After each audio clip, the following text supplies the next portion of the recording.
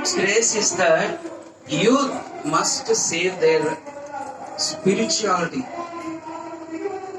ఇది దేవుడు ఇచ్చినటువంటి అవకాశం కనుక దాన్ని మనం సద్వినియోగం చేసుకుందాం. It is God's grace and God's opportunity. We should use this opportunity. దీన్ని సద్వినియోగం చేసుకొని దేవుని కొరకు నమ్మకమైన వారిగా మనం సిద్ధపడదాం. We should prepare ourselves a faithful person for the Lord. మనల్ని సరి చేసుకుందాం. We make ourselves correct. మన కుటుంబాన్ని సరి చేసుకుందాం. Our family correctly. మనం ఉంటున్నటువంటి గ్రామాన్ని సరి చేసుకుందాం. We make our village correctly. మనకున్నటువంటి స్నేహితులందరినీ కూడా జాగ్రత్త పరుచుకుందాం. Make our friends correctly. ఎప్పుడైతే మనం అలా జాగ్రత్త పడుకుంటామో దేవుడు మనల్ని నమ్మకమైనటువంటి వారిగా చూస్తాడు. If we take care of that, God will take us or look at us like the faithful persons. అలాంటి నమ్మకమైన వారిగా ఈ రోజు మీరు ఉండాలని ఆశిస్తున్నారా?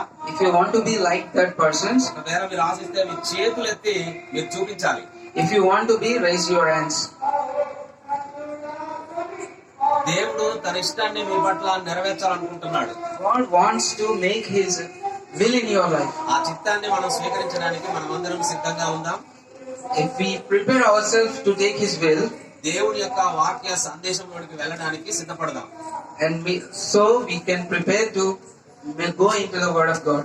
ఈ రోజు ఇక్కడ మనం కూర్చోడానికి To sit here, ముఖ్య కారకుడు జోసెఫ్ గారు. the main reason is జీవితం ఉండాలని ప్రార్థిస్తూ మీ విషయమై ఆసక్తి కలిగి ఉన్నాడు. He prayed for you so that you be in Jesus Christ. He is praying for like that. ఆయన యొక్క ఇష్టాన్ని కూడా మనం ఆలోచించవలసిన వారిపై ఉన్నాం.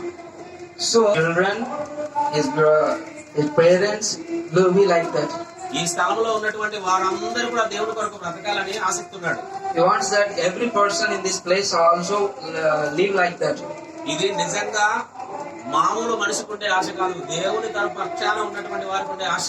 It is not the will of a human being, but it is a will of God. ఈ ఆశను ఎవరైతే స్వీకరించాలనుకుంటున్నారో గొప్ప దేవుడు వారికి ఈ రోజు మనతో మాట్లాడతారు. Those who want to get His will, God wants to talk with you.